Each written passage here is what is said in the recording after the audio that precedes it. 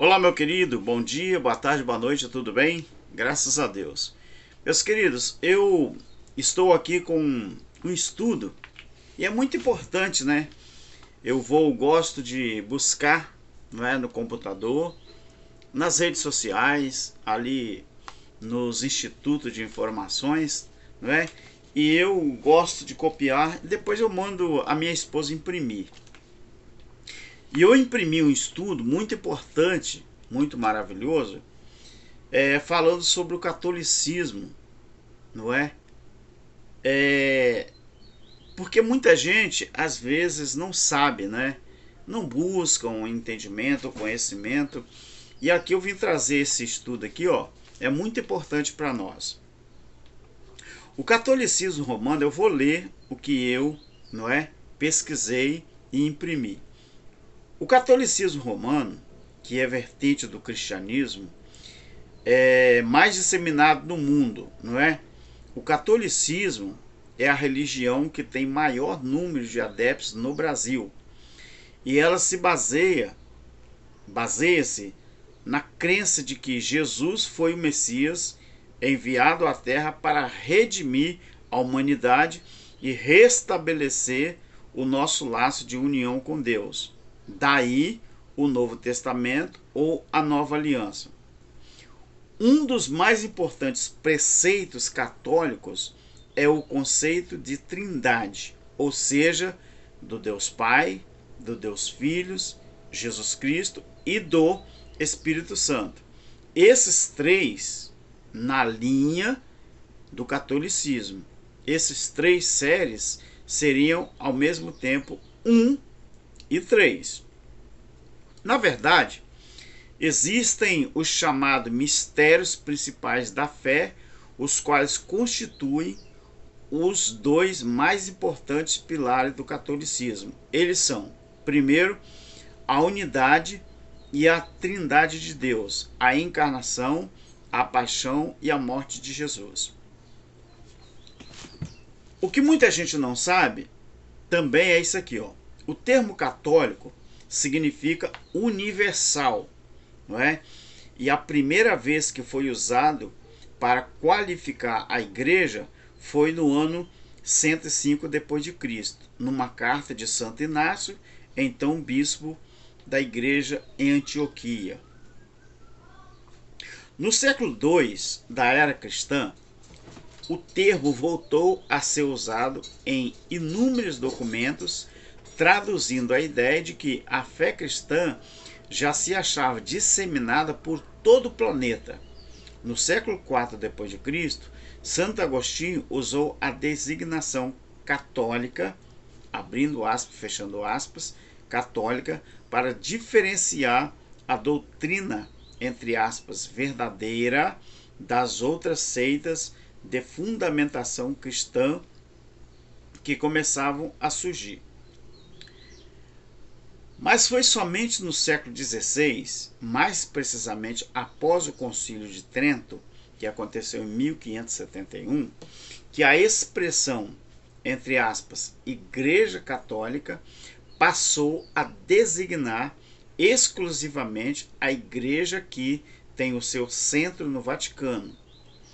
Aqui cabe esclarecer, queridos, que o Concílio de Trento aconteceu como reação à Reforma Protestante.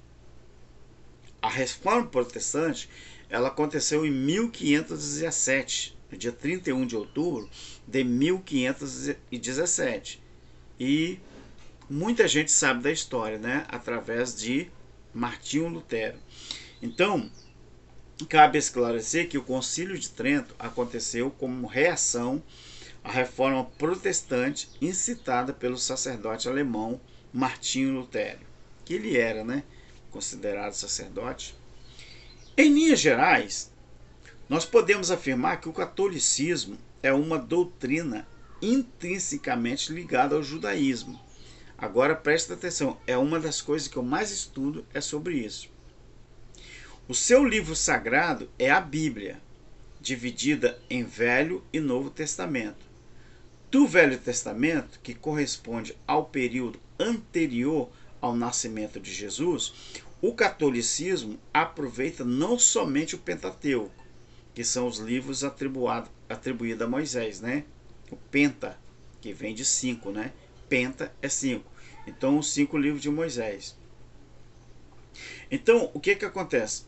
Também eles agregam os chamados livros deuterocanônicos, Tobias, Judite, Sabedoria, Eclesiástico, Baruque, Macabeus e alguns capítulos de Daniel e Esté. Esses livros não são reconhecidos pelas religiões protestantes. Agora, o catolicismo ensina que o fiel deve obedecer aos 7 sacramentos que são. Isso são coisas ensinadas na Igreja Católica Apostólica Romana, os 7 sacramentos. Eles ensinam que o fiel cristão deve obedecer a esses 7 sacramentos. Quais são os 7 sacramentos? Primeiro, batismo. Eles ensinam que o indivíduo é aceito como membro da igreja e, portanto, da família de Deus após esse batismo. Segundo, o crisma, que é a confirmação do batismo. Isso na Igreja Católica. Depois tem a Eucaristia, ou a conhecida comunhão, entre parênteses, né?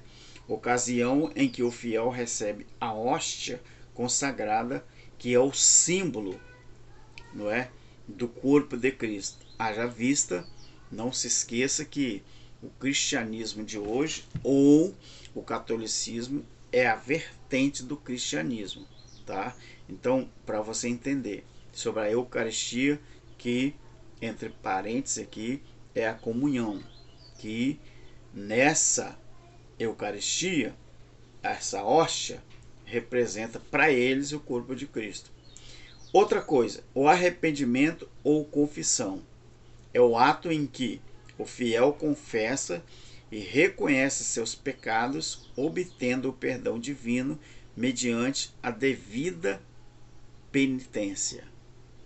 Você está vendo como é que eles, o catolicismo romano, eles viram as costas, não é viram de ver, é viram de virar as costas para a cruz. Por quê? Porque esse arrependimento ou confissão é o ato em que eles acreditam que o fiel confessa e reconhece seus pecados, obtendo perdão divino mediante a devida penitência. Não sabendo eles, sabem ou não ensinam que para o verdadeiro Filho de Deus no Espírito não existe perdão do pecado, porque o pecado foi extinto desde o primeiro século, quando o templo pegou fogo. Pegou não, o templo foi destruído pelo fogo, porque era promessa de Jesus que não ficaria pedra sobre pedra que não fosse derrubada. E pecado era a transgressão da lei. Como não havia mais lugar de sacrifício, então a lei foi extinta. E com a lei, o pecado, porque a força do pecado, ou seja, a força da transgressão, é a lei. O que você acha que o nosso país é um dos países que tem a carga tributária mais alta do mundo? A força desse tributo alto é o quê? O consumo. Quanto mais você consome, mais você paga tributo. Então, ou seja, a força do tributo é o consumo. Porque você precisa consumir. E quanto mais você consome, mais você paga imposto. Da mesmo jeito que a força do pecado era a lei. Deixando de existir a lei, deixou de existir o pecado, porque pecado era a transgressão da lei. Capite? Entendeu? Como disse o nosso irmão Geraldo Moraes, lá no Sarapuí, Rio de Janeiro. Outra coisa era as ordens sacras, a consagração do fiel como sacerdote, se ele assim o desejasse, e após ter recebido a preparação adequada. Outra era o matrimônio.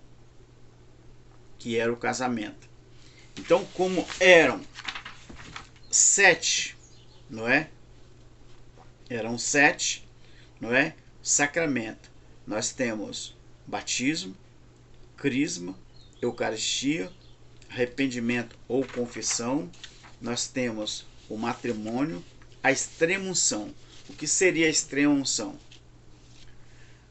Que era o sacramento ministrado aos enfermos e pessoas em estado terminal, com o intuito de redimi-la dos seus pecados e facilitar o ingresso de suas almas ao paraíso. Você está vendo que eles se consideram detentores, não é, do destino das pessoas?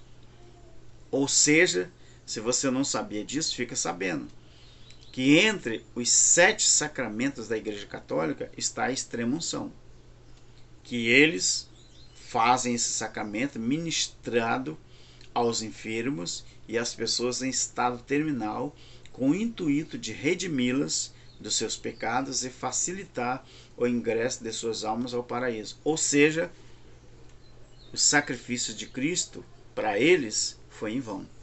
Tá vendo? Outra coisa é o culto a Maria e aos santos. Além do culto a Jesus, o catolicismo enfatiza o culto à Virgem Maria, entre parênteses, que era a mãe de Jesus, e a divisão e a diversos santos. Este, aliás, foi um dos pontos de divergência mais sérios entre a Igreja Católica e outras correntes cristãs.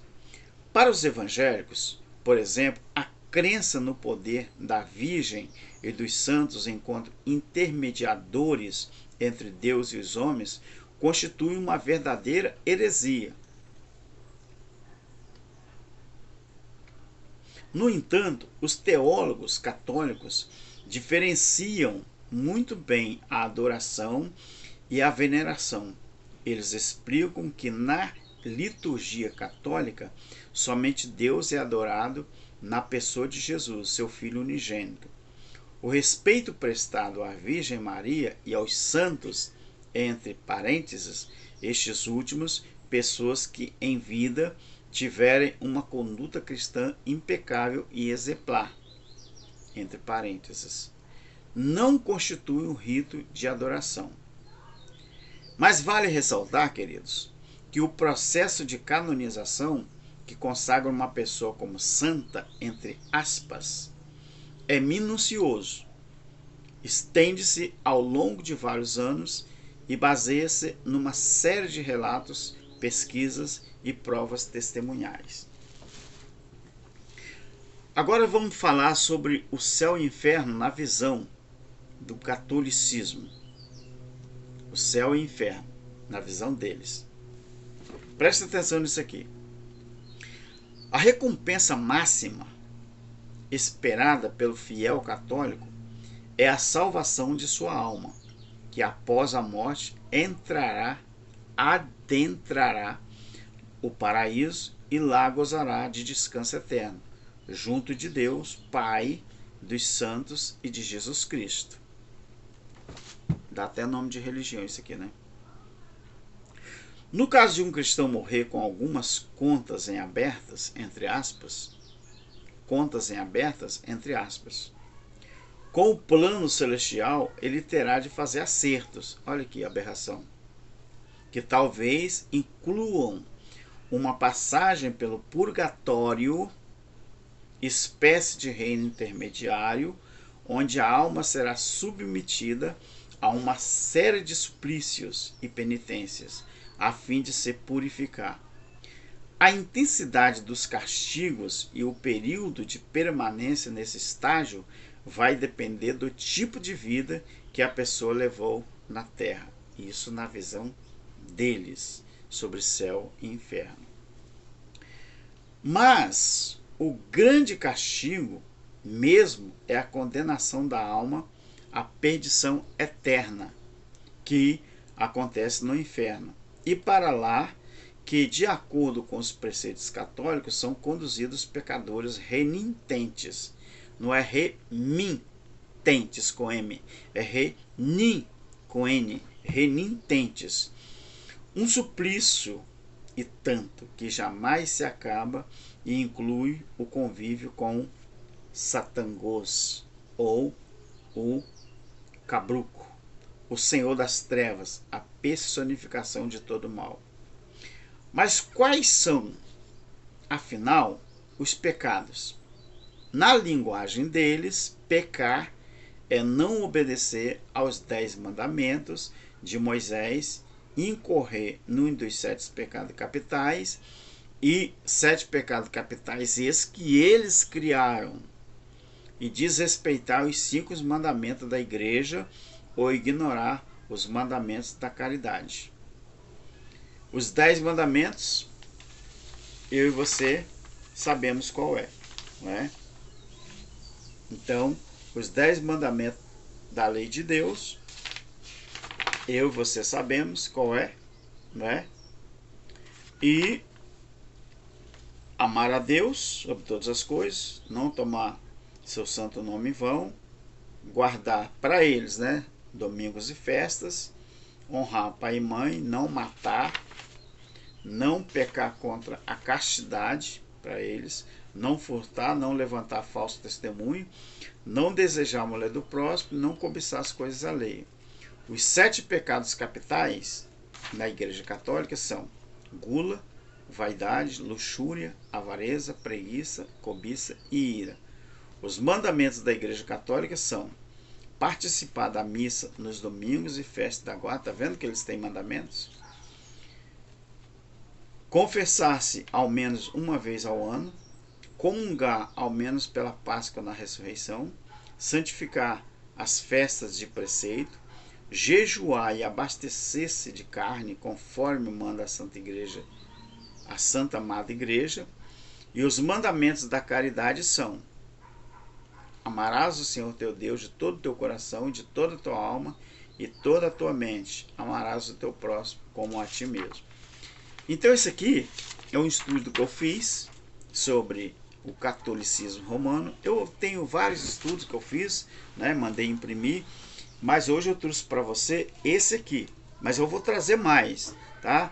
É bom que você vai ouvir, você vai voltar ao vídeo, você vai dar pausa se você quiser copiar.